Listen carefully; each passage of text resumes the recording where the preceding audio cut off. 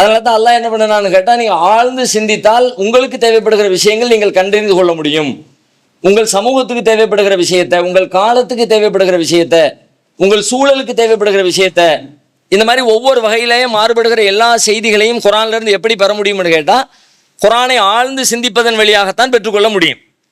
அந்த வகையில் திருமறை குரானை நாம் ஆழ்ந்து சிந்திக்கிற பொழுது நமக்கு கிடைக்கிற இன்னொரு மிக முக்கியமான ஒரு சித்திரம், பொதுவாகவே நம்முடைய சமூகத்தில் சில மனிதர்கள், அதிகமானவர்கள் இல்லாட்டும் கூட ஒரு கணிசமான மக்களிடத்தில் நாளைக்கு நாம போய் நம்ம குழிக்கு நம்ம தான் பதில் சொல்ல வேண்டியது இருக்கிறது.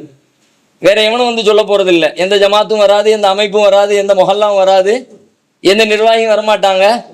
அதனால நாம கரெக்டா இருந்தா போதும் என்கிற ஒரு வாதம் பரவலாக எல்லாராலும், அமைப்பு, ஜமாத்து, கூட்டமைப்பு, இந்த மாதிரி செயல்படக்கூடிய மக்கள் உட்பட எல்லாரிடத்திலும் இருக்கிற ஒரு பொதுவான எண்ணம் என்னன்னு கேட்டா, நாம போய் நம்ம கேள்விக்கு நம்ம தானே பதில் சொல்ல போறோம், அதனால நம்ம கரெக்டா இருந்தா போதுமானது என்கிற கோணத்திலே செயல்படக்கூடிய ஒரு கணிசமான மக்களை பார்க்கிறோம். உண்மையில நம்ம கேள்விக்கு நம்ம தான் பதில் சொல்லுவோமா? நம்ம தான் பதில் சொல்லுவோம். அது மாற்றமானதும் இல்லை, குரானுக்கு எதிரானதும் இல்லை. திருக்குரான் நிறைய இடங்கள்ல இந்த கருத்தை வலியுறுத்தவும் செய்கிறது.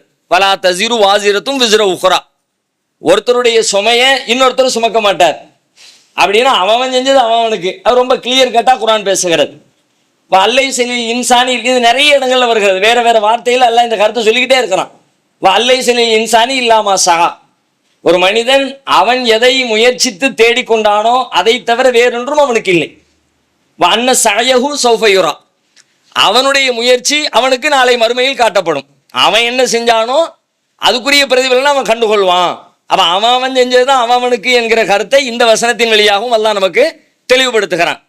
அதே மாதிரி நாளை மறுமையை பற்றி சொல்கிற நேரத்தில் இன்னொரு இடத்துல அல்லாஹ் சொல்றான், வகுல்லுஹும் ஆத்தீஹி யௌமல் கியாமத்தி ஃபர்தா, நாளை மறுமையில கியாமத்து நாளையில அவர்கள் ஒவ்வொரு